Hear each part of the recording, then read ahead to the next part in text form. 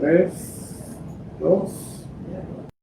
¿Qué tal, amigos internautas de Proceso Digital y Departamento 19? Seguimos con estos espacios informativos sobre temas de actualidad. En esta oportunidad nos acompaña la directora de salud de la Asociación para una Sociedad Más Justa, Blanca Munguía, con quien conversaremos sobre temas referentes al sistema sanitario. Bienvenida a Proceso Digital. Mucho gusto, muchas gracias por la invitación y sobre todo por abordar un tema tan relevante en el país. Sí, bueno, nos concita la recién fracasada o fallida licitación que hizo la Secretaría de Salud sobre más de 400 medicamentos para dotar de insumos y de estos productos a todos los hospitales de la red sanitaria nacional. A grosso modo, doña Blanca Munguía, cuéntenos qué pasó para empapar a la gente un poco, qué fue lo que pasó, por qué fracasó la licitación y bueno, ahora estamos a las puertas de las compras directas. Sí, bueno, es importante decir, los procesos de compras se ven por etapas. Quisiera decir que la Secretaría lanza, en medio de un estado de emergencia, porque tiene una cobertura de un PCM de emergencia, una licitación pública nacional y la hace en octubre. Un buen momento para querer dotar de medicamentos el 2025. Sin embargo, ese momento es bueno, en licitación pública, 429 medicamentos, desea, es cuando más medicamentos, cantidad de medicamentos, número de medicamentos quiere dotar. Sin embargo, tiene que ver con la garantía de un acceso sólido a los pacientes. El gran efecto que hemos tenido, resultado de este procedimiento, es que la comisión evaluadora de las ofertas, es importante decir que 40 proveedores presentaron ofertas, solo 49 medicamentos fueron fallidos, o sea, no hubo una oferta. Eso quiere decir que más de 380 medicamentos tenían la capacidad de adquirir. La comisión evaluadora cierra un proceso diciendo que solo 70 medicamentos se van a adjudicar y los demás quedan desiertos, quedan fracasados, o sea, que no se les adjudicó a pesar de tener una cantidad importante de proveedores. Esto es terrible, solo un 16.5% de los medicamentos que pretendía comprar la Secretaría adjudica. Eso dice que un panorama terrible a futuro. Ahora, hemos visto que con estas mismas unidades, en esta misma administración, en los años 22, 23, 24, digamos, el proceso de licitación ha sido más exitoso. Realmente, ¿qué pasó en este último proceso de licitación de estos más de 400 ítems para el área de salud? Sí, es importante decir que muchos de los elementos condicionantes o requisitos que puso la Secretaría en este procedimiento, pues muchas cosas de forma las condicionaron como no subsanables. Uno de los hallazgos es que hay un formato, no cambió el formato, siempre lo han llenado los proveedores, pero al no ser subsanable, que esto le pudo haber llevado 3 días subsanar algunos datos, pues lo descalificó. 18 empresas quedaron descalificadas solo por este elemento. O sea, no estamos hablando de garantías, no estamos hablando de poner en riesgo la calidad, estamos hablando de completar una información. Lamentablemente, el equipo encargado de compras cerró algunos elementos que hubiesen podido ser aprovechados para un mejor elemento. Tiene que ver con la capacidad técnica. Sin embargo, esta deficiencia pone en riesgo a la Secretaría porque ahora están optando compras directas. Sí. Doctora Munguía, ¿y qué va a pasar? Porque la gente hoy llega a los hospitales, no encuentra medicinas, le dicen que no hay, que vaya a conseguirlas por su propia cuenta, y esto es ahora, pero ¿qué pasará? La gente se pregunta qué pasará en el resto de este año.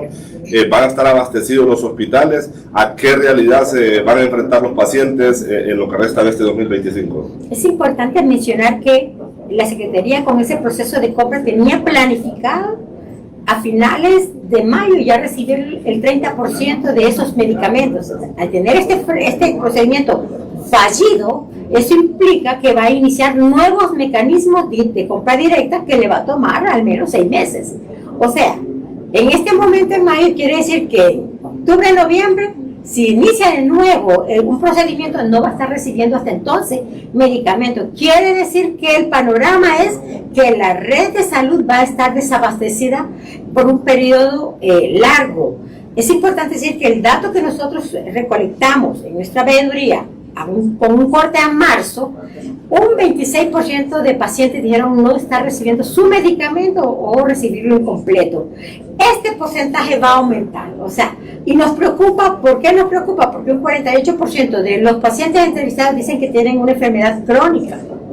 O sea, que necesitan sí o sí que el sistema esté abastecido. Esta población va a estar desprotegida y en una condición de salud que se va a poner grave o puede morir. Eso es terrible, eso es dañino, una irresponsabilidad por parte de la Secretaría en este momento. Sí, bueno, en un foro radial que usted participaba la semana anterior, donde también habían varios representantes del sistema de salud, decían de que entre el 80 y 90% de los hospitales estaban abastecidos en esa capacidad de porcentaje de medicamentos.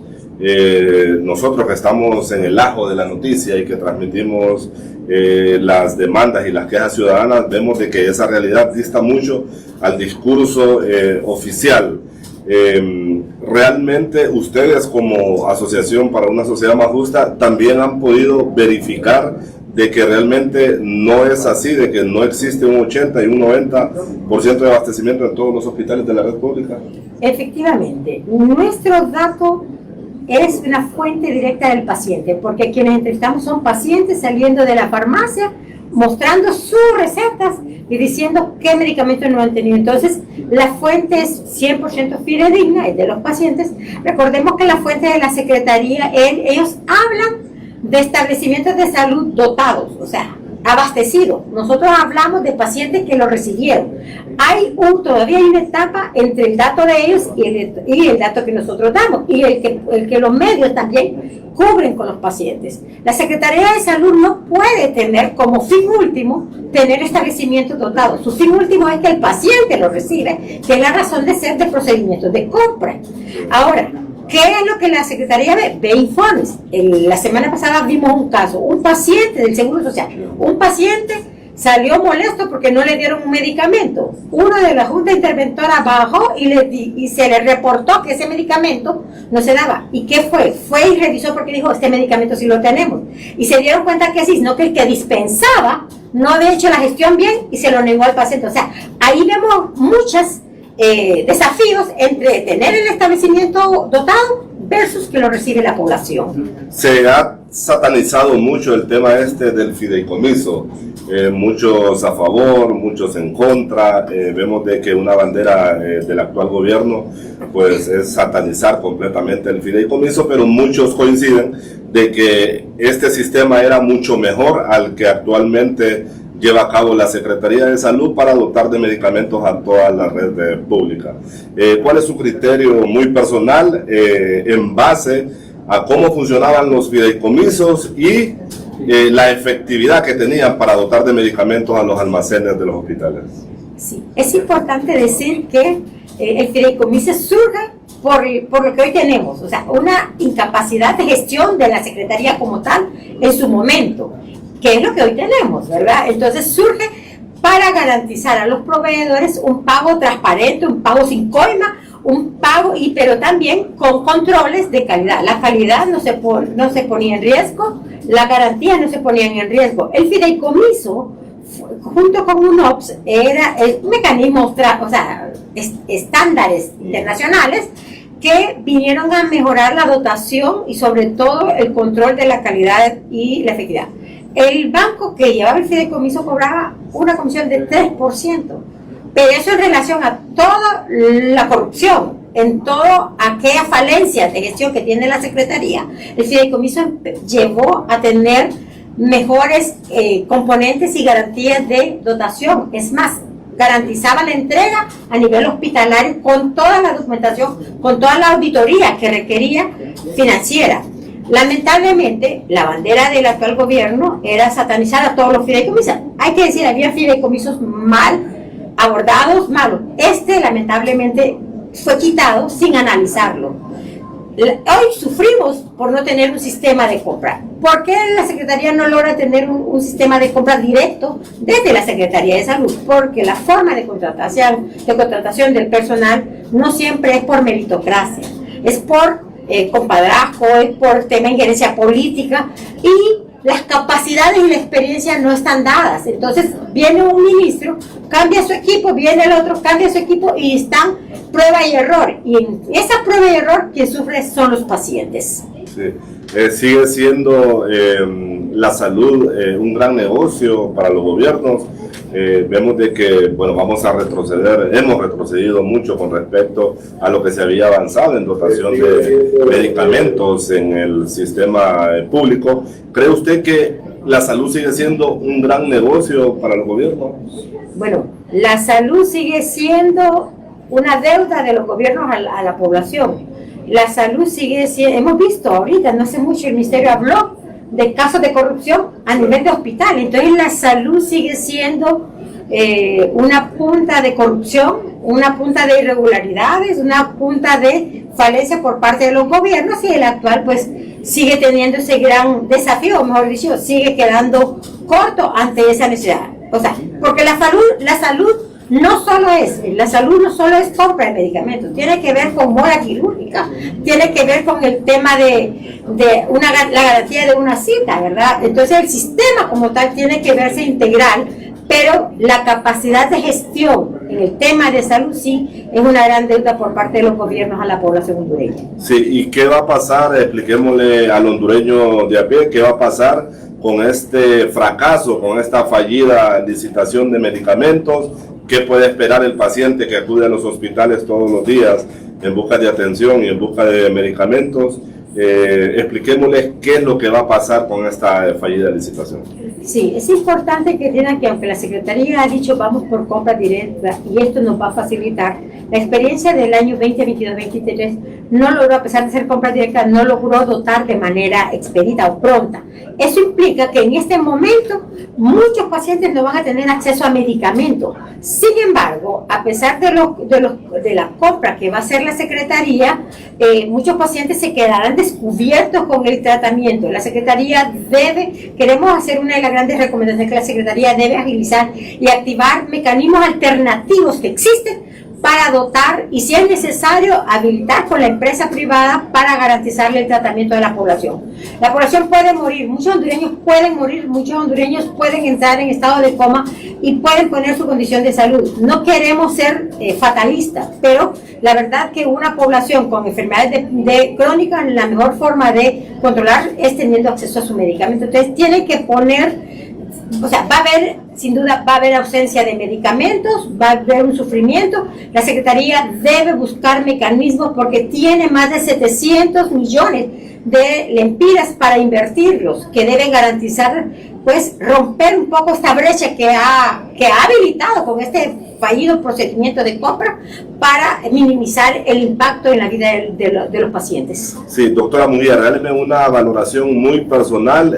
Yo creo que ningún hondureño bien nacido está en contra de la construcción de hospitales. Creo que todos aplaudimos esa iniciativa y bueno, y es de las cosas a resaltar del actual gobierno, pero ¿cómo explicar la construcción de nuevas edificaciones, de nuevos recintos sanitarios, con la realidad que viven los hospitales ya construidos, donde no hay médicos, donde no hay enfermeras, donde no hay medicamentos? ¿A qué realidad nos vamos a enfrentar cuando estas edificaciones ya estén operando? Sí, es importante decir que la Secretaría de Salud actual, el gobierno actual, sigue apuntándole a un modelo de salud curativo y no preventivo. Que cuando hablamos de más hospitales es que seguimos pensando en población enferma, sí, y no le apuntamos a la prevención, que es a lo que deberíamos tener como agenda. Por otro lado, en este momento, al tener una población bastante enferma, pensar en hospitales sí tiene cierta lógica. Sin embargo, es importante decir que actualmente la red hospitalaria está débil, está con una infraestructura bastante afectada, no tiene la capacidad de responderle a la población. O sea, la agenda primaria debió haber sido consolidar, mejorar las condiciones de la red hospitalaria actual. ¿Por qué? Y con la red hospitalaria actual también tenemos otro desafío, es que tenemos constantes problemas de gestión de recursos humanos. O sea, hay falencia, hay un poco de recursos humanos, hay poca capacidad hasta de pagarle al recurso humano lo que es su sueldo. ¿Cuál es la garantía que el gobierno da a la población de que estos hospitales van a ser sostenibles? De entrada nos preocupa mucho, uno es cuál es el presupuesto que se va a asignar si el actual es insuficiente para esto sostener, para que sean sostenibles estos hospitales, en presupuesto para recursos humanos, para dotación de medicamentos, de infraestructura, de equipo, pero también el otro elemento es cómo va a garantizar que estos hospitales realmente el nuevo gobierno le va a dar continuidad, ya que lo van a dejar en proceso, no terminados. Entonces sí, va a ser una agenda del nuevo gobierno, considerando que aquí en nuestro país el gobierno que llega cambia la agenda, cambia todo, porque no tenemos un plan de país. Entonces sí hay muchos niveles de riesgo, no está focalizada en una gran necesidad de respuesta al problema de la población actual, y con mucho riesgo a futuro por el nuevo gobierno que estará entrando. Claro, construir fue una decisión aislada. Honduras no tiene un plan de país de resolver el problema de salud de la población. No tenemos un plan a 5, 10, 15 años que cualquier gobierno, cualquier ministro que entre le dé continuidad, sino que cada uno inventa su propia historia, su propio plan y deja aislado iniciativas que han sido buenas. Sí, bueno, y a este triste panorama sobre la dotación de medicamentos, la semana anterior un reporte de la Organización Mundial de la Salud dice de que Honduras y Haití se disputan la cola en cuanto a la cantidad de médicos que trabajan en el sistema sanitario. O sea, si tenemos un problema grave para dotar de medicamentos y dar una atención adecuada a los pacientes, también es muy preocupante de que no haya tantos médicos en el sistema público y que constantemente el gremio se mantiene en huelgas, en asambleas informativas, en luchas por la falta de pagos y de acuerdos que llegan con las autoridades centrales, doctora. Efectivamente, ese dato es triste, debe poner en alerta a las actuales autoridades, pero también al próximo gobierno, porque Honduras tiene ausencia y no tiene un relevo generacional. Hoy día, un paciente para que reciba una atención especializada, o sea, con un cardiólogo, y esto, le está tocando esperar de 6 a 12 meses. Y entra muchas veces por emergencia. ¿Qué quiere decir? No hemos trabajado en garantizar tener el personal que necesitamos. Sí tenemos un problema con la contratación que se ha hecho, y es que tenemos mucho médico concentrado también es en la distribución, a nivel de Tegucigalpa y a nivel de San Pedro Sula, habiendo mucha necesidad. Entonces no solo es contratar, es cómo se distribuye a nivel nacional en los lugares más recónditos, a nivel rural. Es importante dotar más y no concentrar la población y los especialistas en las grandes ciudades, porque la población es pobre. Miren, un dato que también manejamos es que el 48% de la población dice no tiene un ingreso mensual. O sea, necesita realmente un servicio, y solo un 20% dice que es igual a 6,000 o menor a este valor. O sea, una población pobre o extrema pobreza que necesita mucha atención. Entonces, Honduras tiene que invertir más en formar más especialistas, la distribución del personal, las contrataciones deben ser más por meritocracia y no por favoritismo. Y el otro elemento es la inversión. Honduras solo invierte un 3% del Producto Interno Bruto, cuando la OMS ha sugerido al menos un 6%. No tenemos inversión en el país. Y eso queda evidenciado cuando un paciente quiere una atención y no la recibe de manera oportuna, porque de manera tardía está llegando ese servicio a la población. Sí, bueno, doctora, le dejo las cámaras de proceso digital y departamento 19, valorando mucho el trabajo de los entes de sociedad civil, especialmente de la SJ, en este tipo de problemas que enfrenta el país. Ya quisiéramos nosotros de que la unidad que usted, rectora, por ejemplo, no existiera, porque en el sistema sanitario todo marcha color de rosa, pero cuando se ocurren este tipo de problemas, pues hay que decirlo, ¿verdad? Le dejo las cámaras de proceso digital para que dirija un mensaje tanto a los pacientes que acuden todos los días a los hospitales como a las autoridades que rectoran el sistema. Sí, Bueno, la Secretaría de Salud que tiene el gobierno actual, que tiene la gran responsabilidad ante la ciudadanía, es importante que se plantee un plan de país para poder resolver de manera más holística, más integral, los grandes problemas que hoy sufre la población. No podemos olvidar que Honduras es un país con mucha población pobre. Es importante que se piense más con visión y con estrategia como país, un legado importante donde todos podamos ser aportantes, pero todos podamos garantizar y demandar que ese plan se implemente y no hayan ideas aisladas. Dos, el actual problema. Tenemos una urgencia de dotar de medicamentos. La Secretaría tiene que garantizar la dotación lo más pronto posible, de manera transparente y usando bien los recursos para que no tengamos muertos por falta de medicamentos. Tres, la población tiene que cuidar su salud, tiene que buscar tener un poco más de prevención, pero también en este marco de ausencia de un sistema oportuno para la población, debemos cuidar más la salud y buscar aquellos elementos que contribuyan a no ponernos en riesgo como tal.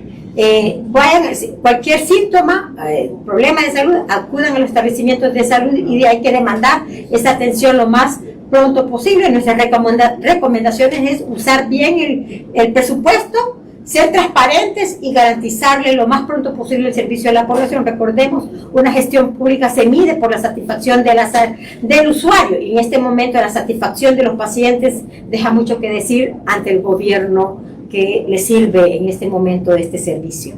Esta mañana Blanca Munguía, ella es la directora de salud de la ASJ, quien ha compartido con nosotros importantes hallazgos sobre la fallida licitación de medicamentos en el sistema sanitario público, así como otros problemas que enfrenta la red en todo el país. A todos ustedes les invitamos que estén pendientes de todas nuestras entrevistas diariamente con personajes de la vida nacional.